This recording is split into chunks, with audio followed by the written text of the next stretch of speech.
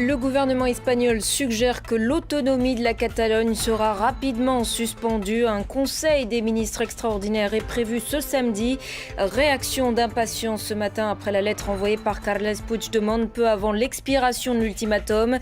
Une lettre dans laquelle il reste extrêmement flou sur ses intentions. On en parle dans un instant avec notre correspondante Mélina Huette.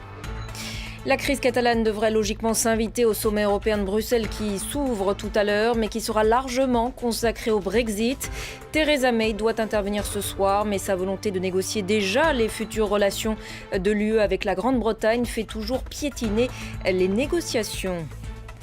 Et puis en Turquie, une loi qui soulève les passions a été adoptée hier soir par le Parlement. Les mouftis auront bientôt le droit de célébrer officiellement des mariages.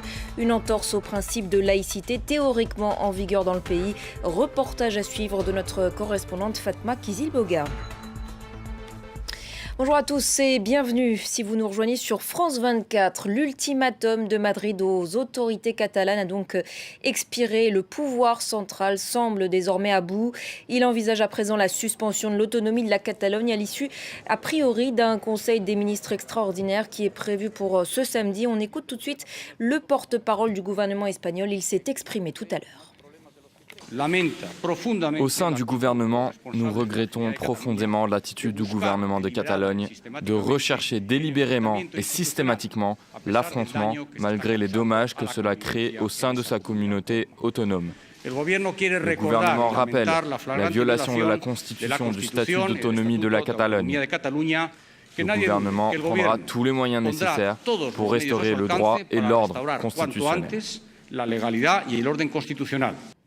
Et on en parle avec notre correspondante à Madrid, Mélina Huette. Bonjour Mélina, Madrid en a visiblement plus qu'assez et entend désormais passer à la vitesse supérieure. Oui, vous l'avez entendu, devant l'absence de réponse claire et nette, il s'agit de restaurer la légalité et l'ordre constitutionnel.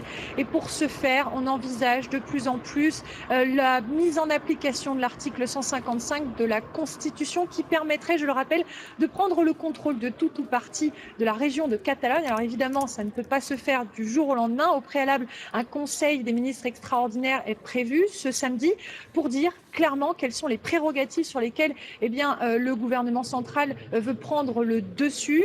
Donc une date fixée à ce samedi. Et puis ensuite, il faut que ces propositions soient soumises au Sénat. Le Sénat qui devra lui-même avant demander un avis consultatif à Carles Puigdemont avant un vote qui ne se produirait pas avant la fin du mois. Mélina, l'article 155 de la Constitution qui pourrait être activé reste cependant très flou sur les mesures que le gouvernement pourrait prendre. Quelles peuvent être les différentes options de rétorsion que Madrid pourrait mettre en œuvre ?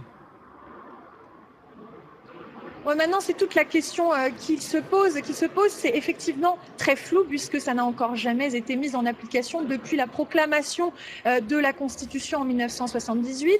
On s'interroge pendant plusieurs semaines. Les observateurs ici disaient qu'il pouvait s'agir d'une levée d'autonomie partielle, c'est-à-dire prendre le contrôle, par exemple, de la police catalane, les Mossos d'Esquadra, via le ministère de l'Intérieur ou encore le ministère de l'Éducation, comme ils ont pu le faire en prenant le contrôle, en mettant sous tutelle les finances publiques catalane en septembre.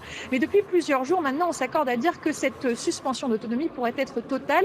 Concrètement, ça veut dire que des responsables techniques à Madrid donneraient directement leurs instructions aux fonctionnaires catalans et que, par exemple, on pourrait envisager que Carles Puigdemont soit remplacé dans ses fonctions par le préfet qui représente l'autorité centrale en Catalogne. Tout cela doit être précisé dans ce fameux Conseil des ministres extraordinaire qui aura lieu ce samedi. Il doit détailler très exactement quelles sont les mesures qu'il compte mettre en place pour pouvoir procéder au vote. Et puis enfin, il y a une dernière chose, cette porte ouverte finalement laissée par Madrid à Carles Puigdemont. Si vous convoquez des élections régionales anticipées, alors nous ne mettrons pas en application l'article 155, mais cela implique de revenir dans la légalité, dans l'état de droit duquel s'est extrait Carles Puigdemont depuis plusieurs semaines maintenant.